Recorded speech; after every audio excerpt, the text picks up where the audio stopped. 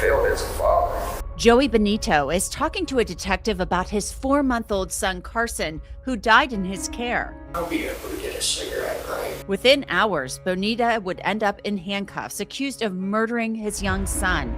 I go through the horrific case out of Ohio and who Joey Bonito tried to blame for his baby's injuries. I'm Angenette Levy, and this is Crime Fix.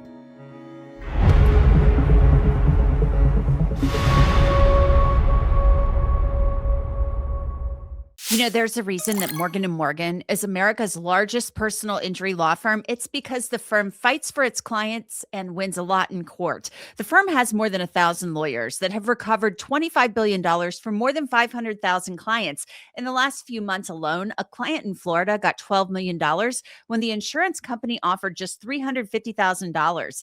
In Pennsylvania, another client won $26 million. That was 40 times the insurer's offer.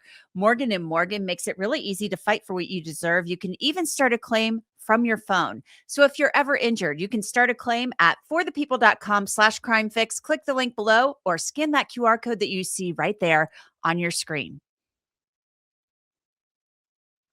Carson Bonito was a cute little 4-month-old baby who, like any other baby, completely relied on his parents to love and care for him. But in February of 2025, baby Carson's life was cut short by his father. The case takes us to Fostoria, Ohio. That's about 40 miles south of Toledo. It was February 11th when Joseph Bonito called 911 to report that his 4-month-old son wasn't breathing.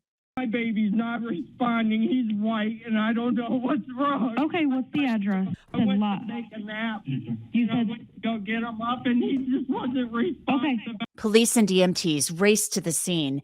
As an officer drove through the mobile home park where Bonito lived, EMTs arrived. An officer wrote in his report, "Upon my arrival on scene, I approached the front door to the trailer and proceeded through the opened front door. I encountered who I would later learn to be 24-year-old Joseph D. Bonito. Mr. Bonito was distraught and explained to me that he had awakened to his 4-month-old son, Carson Bonito, unresponsive and not breathing. Carson was lying on his back on the couch immediately inside the front door of the trailer. I immediately began performing chest compressions on the infant. Carson was wearing a print one-piece outfit that was damp to the touch. Carson's hands appeared pale white in color. His face was pale white as well, with patches of blue coloration, blue lips, and blue mouth." The call doesn't get any more serious than this. EMTs took over to try to save baby Carson. One officer's dash camera recorded Joseph Bonito talking to an officer outside of his mobile home. As Bonito talked to an officer, apparently explaining what happened, the officer pulls away and follows the ambulance to the hospital as it carries baby Carson away. The medics are hoping that something can be done to save the baby boy's life. He's only 4 months old. After Carson arrives at the hospital with medics and doctors had tried to treat him, police notify his parents that the little boy cannot be saved. So Carson's been transported. Okay, he's going to go up to Lucas County. And that process, kind of helping us answer those questions, is going to start. Okay. This is Wood County Job and Family Services. I'll let her introduce herself. Nice to meet you. I'll be your caseworker for the next 30, 45 days or so. Could be longer, but I'll just give you more information when we get more into it. But I did have a couple questions regarding, you have another child? Yes. The other child is Carson's older brother. The caseworker and detectives spoke to Carson's mom, who is Joseph Bonito's girlfriend, for a short time in that room at the hospital. They're in there for several minutes, and you can see Carson's mom is grief-stricken, a trash can sitting in front of her. Her baby boy is gone. The detective separates Joseph Bonito from Carson's mom, and it doesn't appear that she was home when Carson was hurt, and he asks her about her day. My alarm normally goes off at 5:30, but I actually woke up at 5 this morning. I started getting ready for work. I went and got dressed and got coffee and got my lunch around. He woke up around 6 and he's passing out in that living room. And got him out and changed his diaper and gave him a bottle. And he was smiling at me. He was doing pretty good. And then he laid back down around 6:10, 6:15. Didn't really fuss too much about it. He was extremely fussy yesterday. And he kept falling asleep a lot yesterday, like he was ill. I thought he was just him teething. But I ended up leaving the house at 6:20, like I do every morning. And that's when I go to work, and I got there around 7.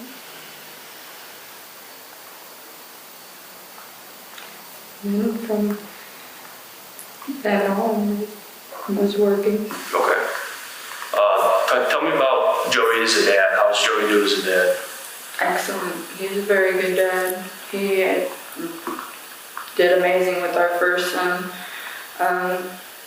We have had a little bit of problems with our first son being throwing his toys at Carson. Okay. And so we did have to take a lot of his harder toys away. Sure. So bruising actually could be from that, but he was getting bruises on his face. Carson's mom goes on to tell the detective that Joseph is on disability for severe scoliosis, and he asks whether Joseph takes medication for his mild schizophrenia, and she says that he does not. The detective tells her that doctors discovered that Carson had a collapsed lung that could not have come from CPR, and he had older rib fractures. Then detectives spoke to Joseph, who goes by Joey. Come on, everybody. This is our little conference room here, Joey. The detective reads Joey his rights and tells him he's being recorded. It's after 4 p.m. So what time did you wake him up this morning? It was around 5:36, because that's when my wife has to wake up around work and get ready. So you fed him a bottle 5:36? Yes. Okay. Yes.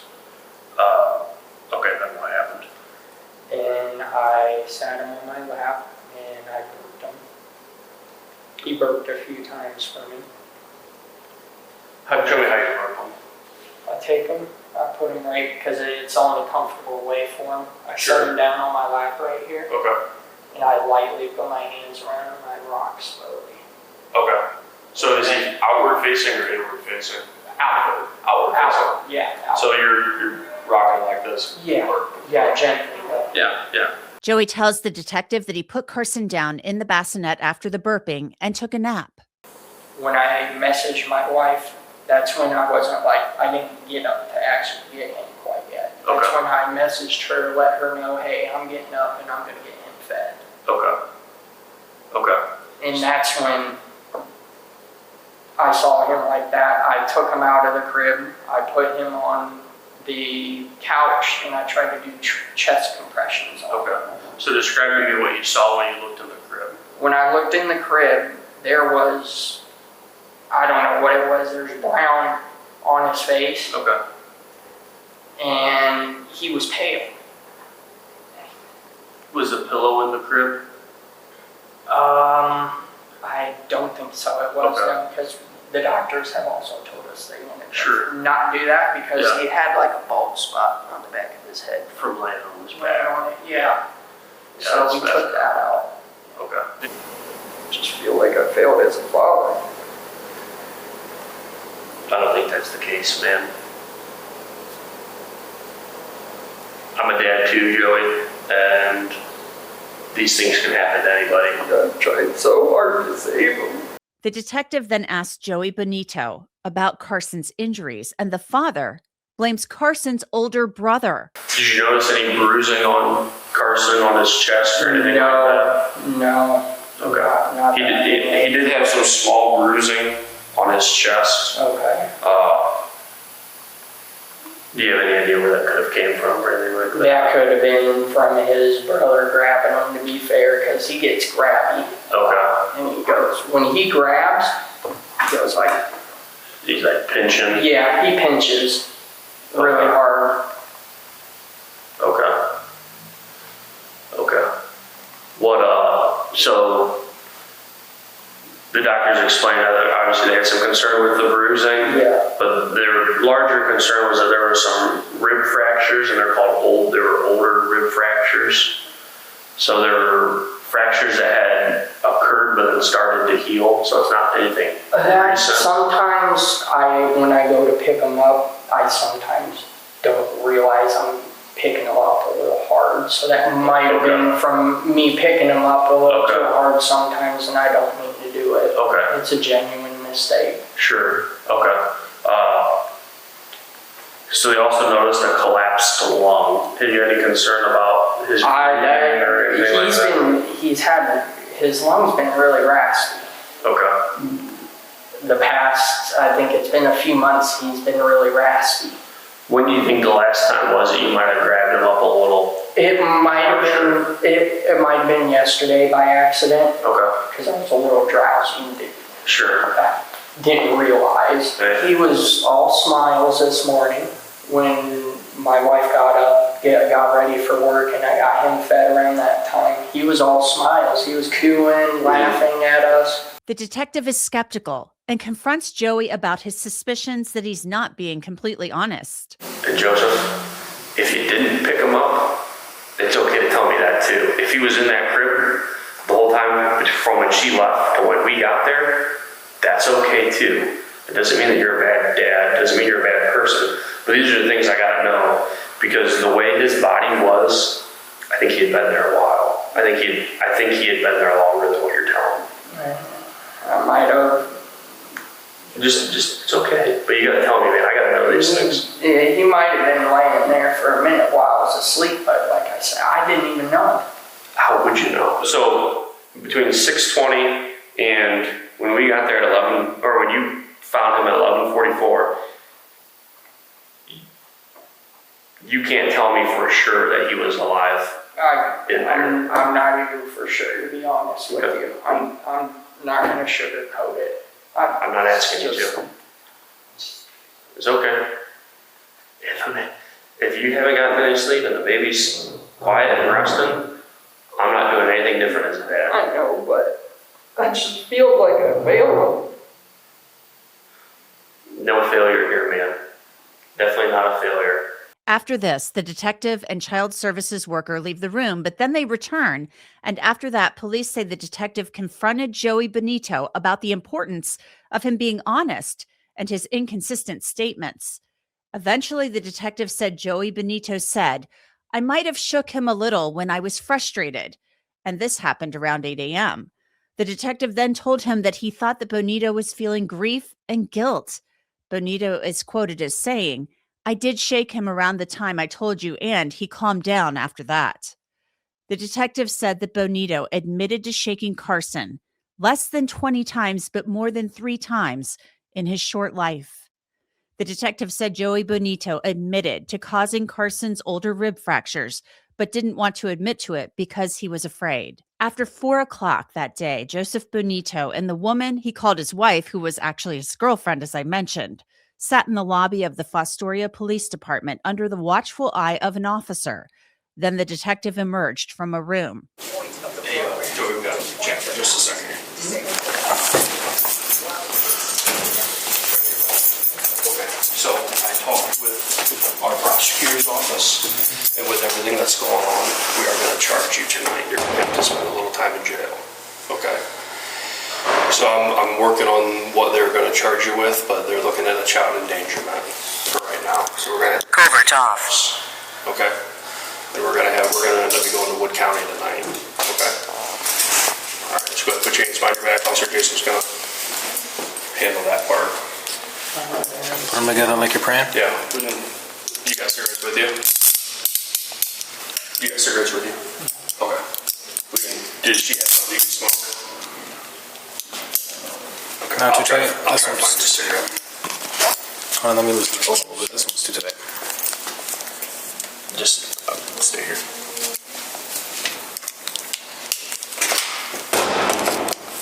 You good? Yeah.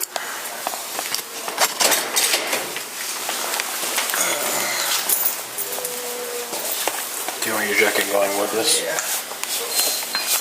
Just want to Throw it right over your shoulder there, right? We're just gonna wait in here until the detective tells us otherwise.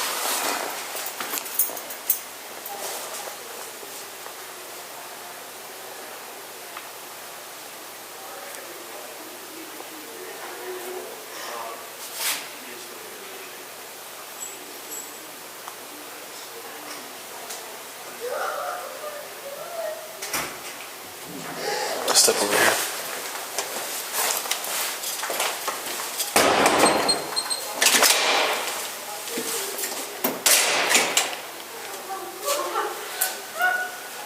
So if you want to step over here so we don't get anybody's way. You can hear a woman sobbing in the background as Joseph Bonito stands in the hallway in handcuffs. The detective has likely told his girlfriend that Bonito is being charged with child endangering and possibly more. If you want to go that way with him, just to the end of the hallway, I'm going to take them around and take them back up to the lobby. And then we can just book him in back here. You want me to stand over there then? Yeah, just go to the end of the hall for a minute. So did you guys I'll just stand there.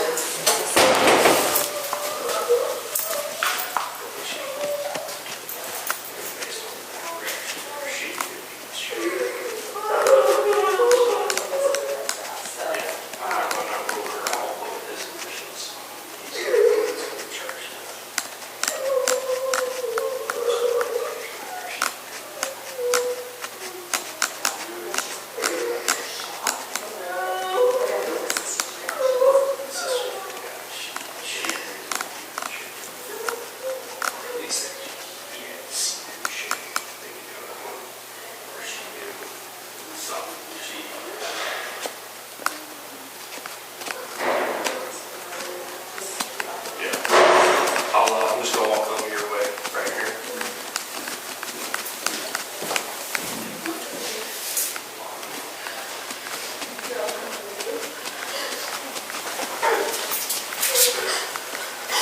Go this way here. So we'll go right back to that same conference room we were at.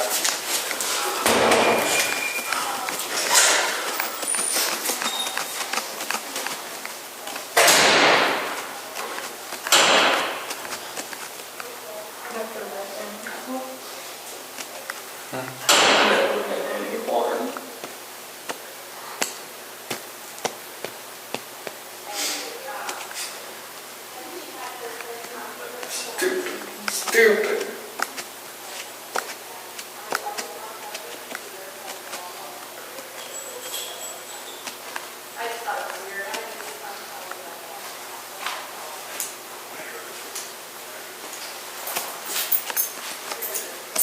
I did think you could loosen these just a little bit.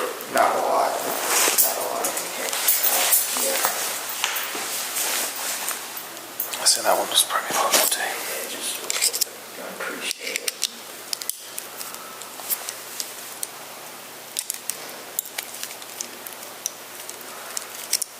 That a little better? Yeah, I'll be able to get a cigarette, right? I was not, I'm not trying to bother you. No, I was gonna say me personally, I don't know if the detective's doing that right now. Then Bonito learns he's being charged with taking baby Carson's life. One of them's a child endangerment, and because it resulted in Carson's death, the other one's a murder charge. Okay. So those are the two charges. So one's an F2 and the other one's an unclassified felony. So that's where we're at. These are your copies. Okay. So I'll give them to you and you can look at them. How that happened to him?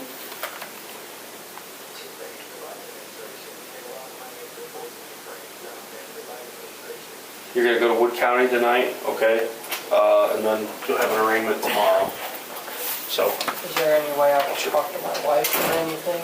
you'll be able to make calls at the jail. Officer Miller's gonna take you to the jail. and Okay. Make calls from the jail. Did you ever get my nicotine vape? No, they didn't have it. Sorry, man. We gotta quit anyway, so now's a good time. Do me a favor, set the paper on the table, put your hands behind your back for me. Put them together like you're praying. Just put them together just like that. Hold tight just for a second here. And give me another second. Let me double lock him here real quick. So Joseph Bonito doesn't get his nicotine vape like he wanted before the police take him to jail for the murder of baby Carson. He rides to the jail where he'll be booked. All right, you can go ahead and step on out here.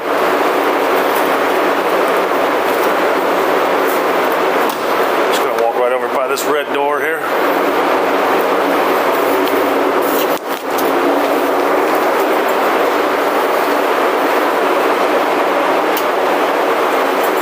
Go ahead right on in here.